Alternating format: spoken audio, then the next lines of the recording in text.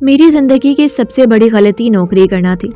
باس نے پہلے دن ہی مجھے کہا کہ میں آپ سے شادی کرنا چاہتا ہوں۔ میری 4 ماہ کی بچی ہے، اس کی ماں مر گئی، اگر آپ نے مجھ سے شادی نہیں کی تو میں آپ کے باپ اور بھائی کی نوکری بھی ختم کروا دوں گا۔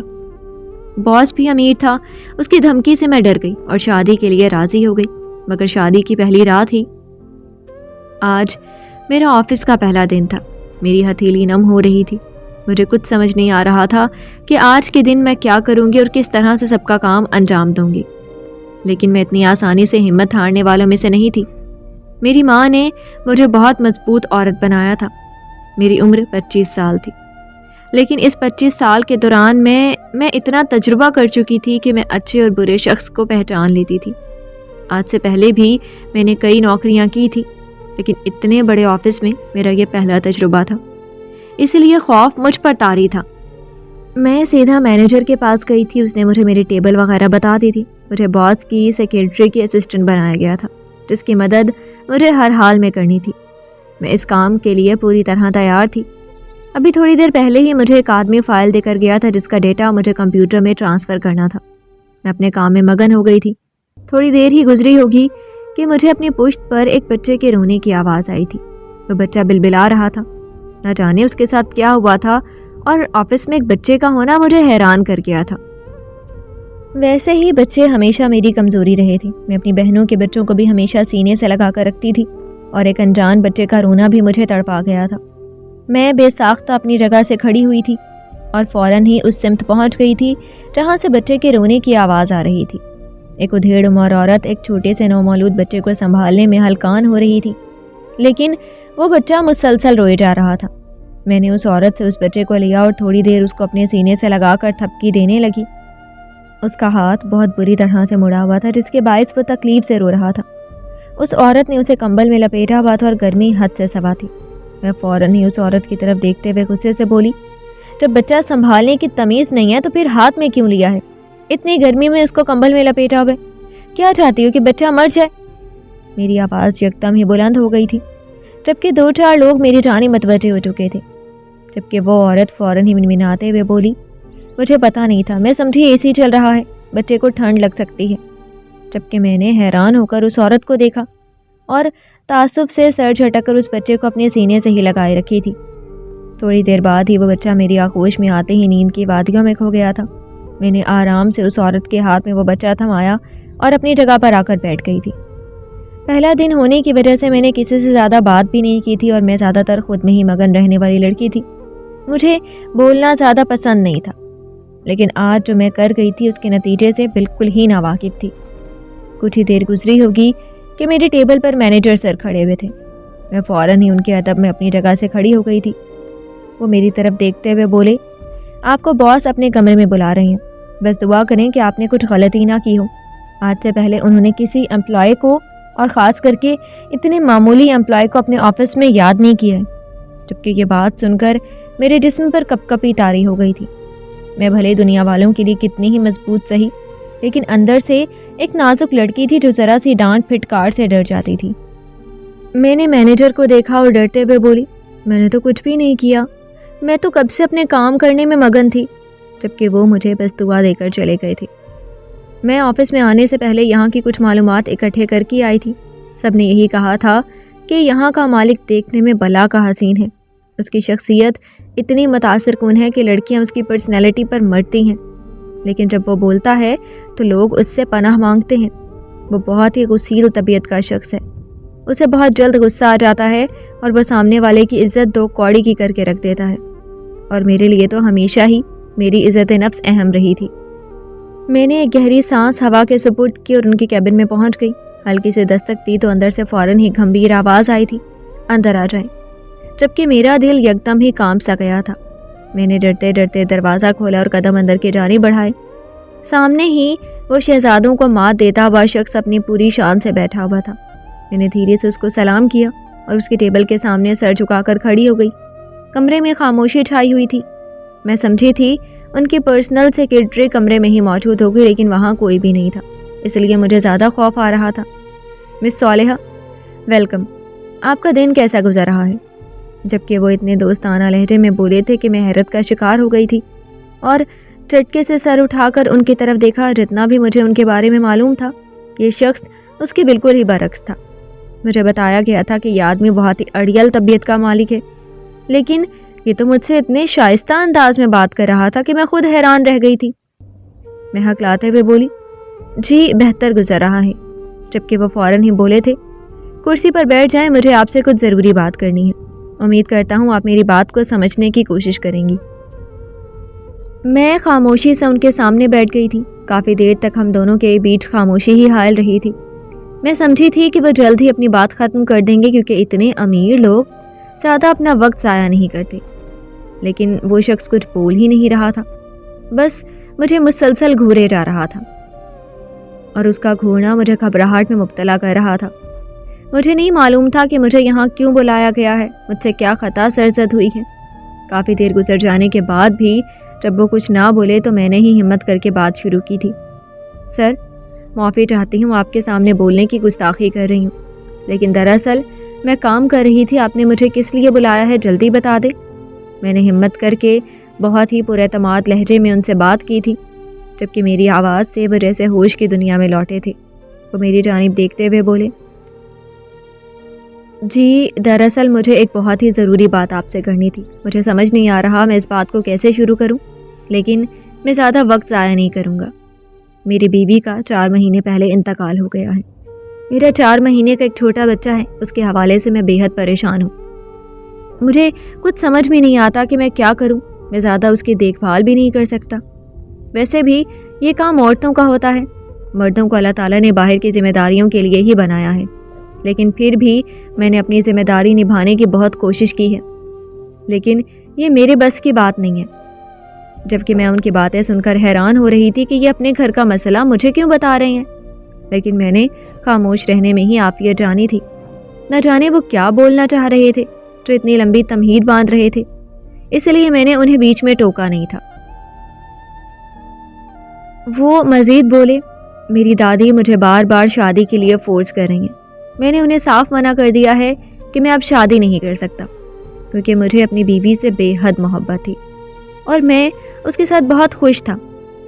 लेकिन भले मुझे बीवी की ज़रूरत नहीं है, लेकिन मेरे 4 माह के बच्चे को एक माँ की ज़रूरत है। और यकीन जानिए, मैं झूठ नहीं कहता और ना ही कभी किसी की सिफारिश करता हूँ, लेकिन आज जब मैंने आपको अपने बच्चे को संभालते देखा तो मुझे आप में वो औरत नज़र आई है जो मेरे बच्चे की देखभाल कर सकती है, उसे एक माँ का प्यार दे सकती है। अल्लाह ताला ने मुझे हर चीज़ से नवाजा है। मैं ज़्यादा घुमा फिरा कर बात नहीं करूँगा, मैं आपसे शादी करना चाहता हूँ। जबकि ये बात सुनकर मैं अपनी जगह से करंट खाकर खड़ी हुई थी। मेरे वहमो गुमान में भी नहीं था कि ये साहब मुझसे ये बात करेंगे। मैं हैरान होकर उनको देख रही थी और शॉक्ड से मेरी आवाज़ हलक से निकलने का नाम ही नहीं ले रही थी, जबकि मुझे गुस्सा इस कदर था जिसकी कोई हद नहीं थी। मैं अभी कुछ कहती इससे पहले ही वो मुझे कन्विंस करते हुए बोले, देखो मैं जानता हूँ तुम एक गैर शादीशुदा लड़की हो, तुम्हारी मंगनी हो चुकी है और जल्द शादी भी होने वाली है। तुम ये नौकरी अपने शौक़ में कर रही हो, लेकिन देखो अगर तुम मेरा इंतखाब करती हो तो ये तुम्हारे लिए बहुत ही बेहतरीन बात होगी।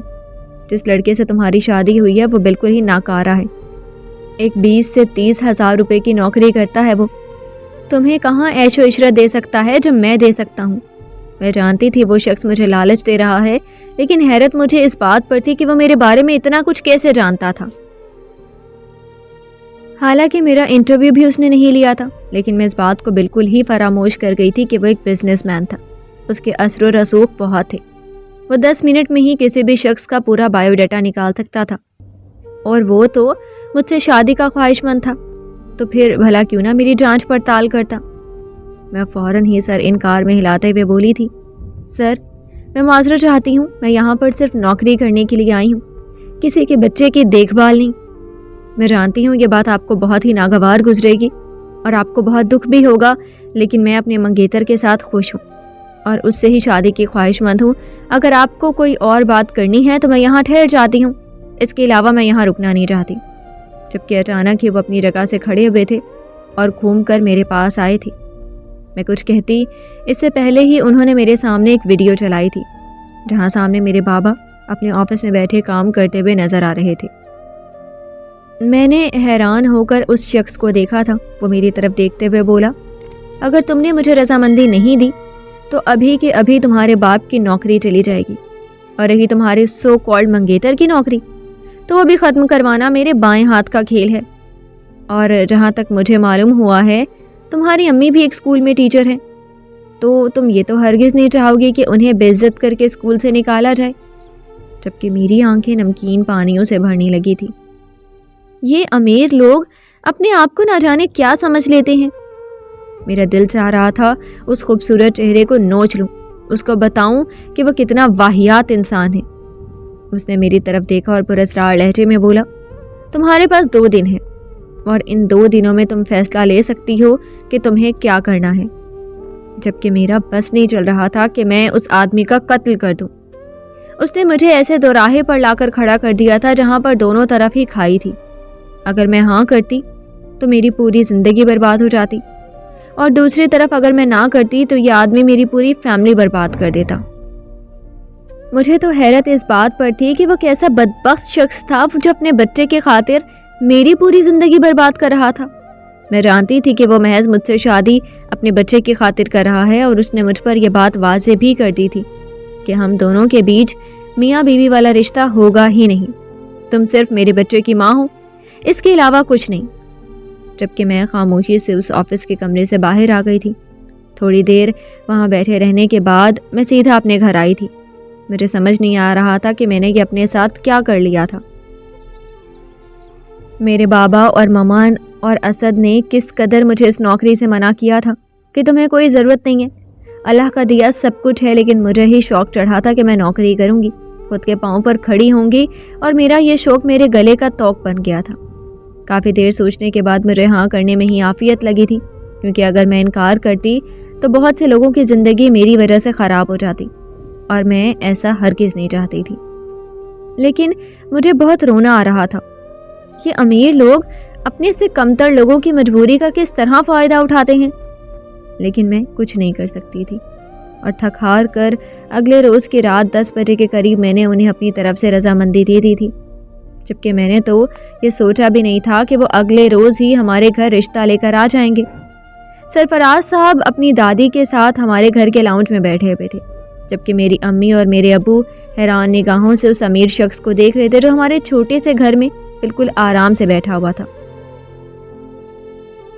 اور میرا ہاتھ مانگ رہا تھا۔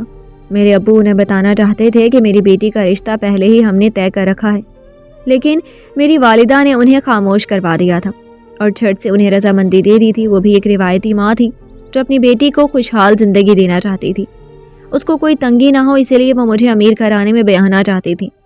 لیکن ابا کی خواہش کے آگے انہوں نے سر جھکا دیا تھا۔ لیکن اگر اب انہیں موقع مل رہا تھا تو انہوں نے اس موقع کو بالکل بھی ضائع نہیں کیا تھا۔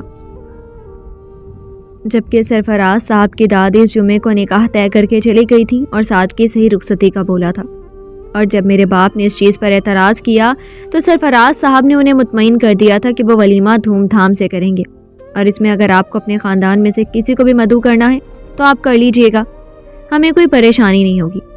جبکہ میرے والد تو خاموش ہو گئے تھے۔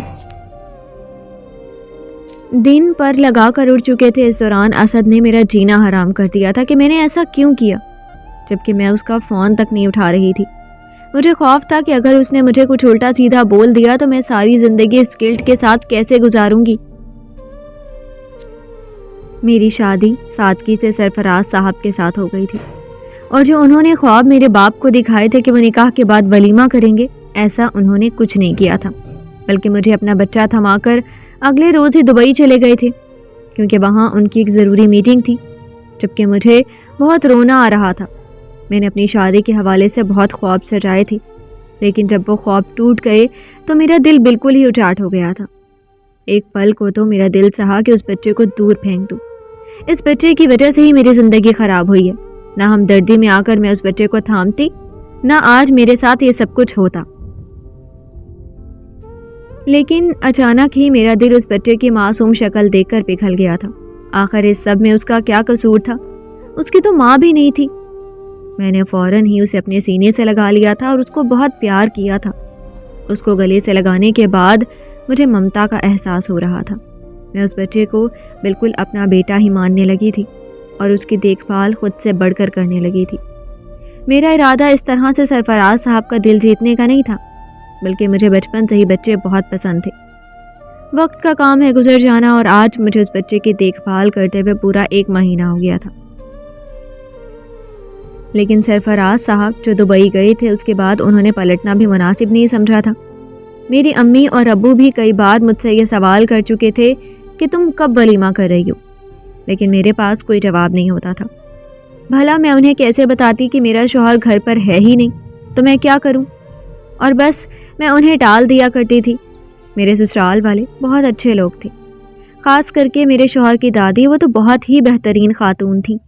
انہوں نے کبھی بھی مجھے بہو جیسا مانا ہی نہیں تھا، بلکہ وہ مجھے اپنی پوتی جیسی ہی مان دیتی تھی۔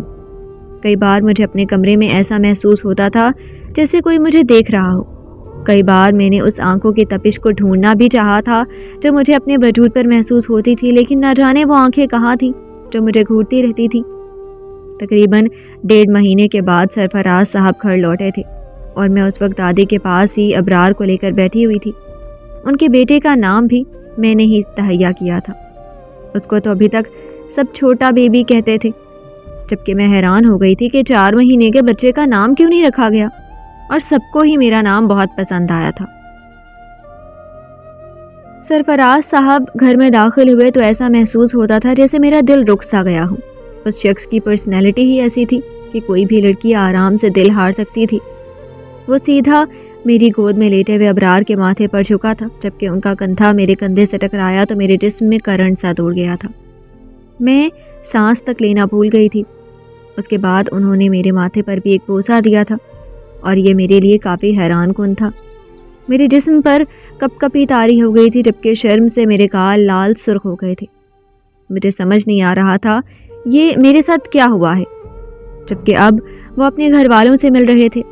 وہ لوگ کافی ماڈرن تھے، اس لیے ان کی یہاں اس چیز کو برا نہیں مانا جاتا تھا، جبکہ اب وہ ابرار کے ساتھ باتیں کرنے میں مصروف تھے، اور جیسے ہی وہ اس کو گود میں لینے لگتے تو وہ ان کی گود میں جانا ہی نہیں چاہتا تھا، بس مجھ سے ہی چپکے جا رہا تھا، اور یہ چیز دیکھ کر انہیں کئی بار برا لگا تھا۔ لیکن میں کچھ نہیں کر سکتی تھی، اس لیے خاموشی سے بیٹھی رہی تھی۔ مجھے تو سمجھ ہی نہیں آ رہا تھا کہ سرفراز صاحب کو اچانک سے ہو کیا گیا ہے۔ اچانک ہی انہوں نے میری جانب دیکھا اور کہنے لگے، رمشا، کمرے میں آ کر میرے کپڑے نکالو اور ابرار کو دادو کو دے دو۔ جبکہ مجھے ایک بار پھر حیرت کا شدید جھٹکا لگا تھا۔ انہیں اپنے بیٹے کا نام معلوم تھا، شاید دادی نے بتایا ہوگا۔ یہ سوچ کر میں سر جھٹک چکی تھی اور ان کے پیچھے پیچھے ہی بڑھی تھی۔ میں خاموشی سے ان کی الماری سے کپڑے نکال رہی تھی کہ اس وقت ہی وہ میرے پیچھے آ کر کھڑے ہو گئے تھے۔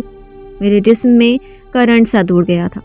وہ میرے کندھے پر اپنی ٹھوڑی جماتے ہوئے بولے، میرے جانے کے بعد تو تمہارے وجود میں کافی نکھار آ گیا ہے، جبکہ تم نے میرے بیٹے کو بھی اپنا گرویدہ بنا لیا ہے۔ جبکہ میں نے چونک کر دیکھا تھا۔ ان کا بدلا انداز مجھے بہت کچھ سمجھانے کے لیے کافی تھا۔ میں نظریں جھکا کر کھڑی ہو گئی تھی اور انہوں نے بے ساختہ مجھے اپنے سینے سے لگا لیا تھا۔ میرے لیے یہ سب کچھ کافی حیران کن تھا۔ میں تو اس شخص کو صرف گھمنڈی اور بدتمیز ہی سمجھتی تھی، لیکن اس کا پیار کرنے والا روپ دیکھ کر میں نہال ہو گئی تھی۔ وہ میرے گلے سے لگتے ہوئے بولا، تمہارا جتنا شکریہ ادا کروں اتنا کم ہے۔ تم نے جو میرے لیے کیا ہے وہ کوئی بھی دوسری عورت نہیں کرتی۔ اس دوران تم نے جس طرح میرے بچے کا خیال رکھا ہے، واقعی تم نے یہ بات ثابت کر دی ہے کہ ایک نوکر بچوں کی دیکھ بھال نہیں کر سکتا، اور یہی چیز میرے دل میں تمہارا مقام بہت اونچا کر گئی ہے۔ مجھے نہیں پتا محبت کیا ہوتی ہے، لیکن جو اس 1.5 ماہ میں مجھے تمہارے لیے محسوس ہوا وہ مجھے اپنی پہلی بیوی کے لیے بھی نہیں ہوا تھا۔ اس کو تو صرف میری دولت سے ہی سروکار تھا، جبکہ تمہیں صرف میرے بچے سے۔ رمشا سرفراز ملک، کیا میری زندگی میں آنا تم قبول کرو گی؟ جبکہ اس کا پھیلا ہوا ہاتھ دیکھ کر میرے دل کی دھڑکنیں منتشر ہو گئی تھی۔ اگر آج میں اس کا یہ ہاتھ تھام لیتی تو ساری زندگی میری بہت ہی خوشگوار گزرتی، اور اگر آج میں اس کا یہ ہاتھ جھٹک دیتی تو ایک محبت کرنے والے شخص کو میں کھو دیتی۔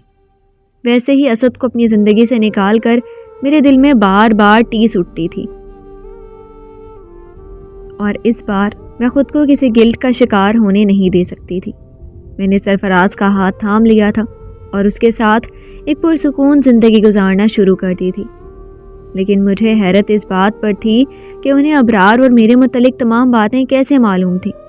وہ چھوٹی سے چھوٹی بات ہم دونوں کی جانتے تھے کہ ہم کیسے سوتے ہیں، کب کھاتے ہیں، کیا باتیں کرتے ہیں اور کس دن کیا پہنتے ہیں، اور پھر مجھے انہوں نے ہمارے تعلق کو قائم ہونے کے تقریباً 2 مہینے کے بعد یہ بات بتائی تھی کہ ابرار کے کمرے میں نے ایک کیمرہ لگایا ہوا تھا اور میں دبئی میں بیٹھ کر تم دونوں کے حوالے سے ہر ایک چیز دیکھتا تھا، اور اس دوران ہی انہوں نے مجھے ابرار کا خیال رکھتے ہوئے دیکھا تھا جس طرح میں اسے پیار کرتی تھی۔ سرفراز کا ماننا تھا کہ ایک سگی ماں بھی نہیں کر سکتی، اور مجھے تو اس بچے سے ایسی انسیت ہو گئی تھی کہ شاید ہی مجھے اپنی اولاد سے ہوتی۔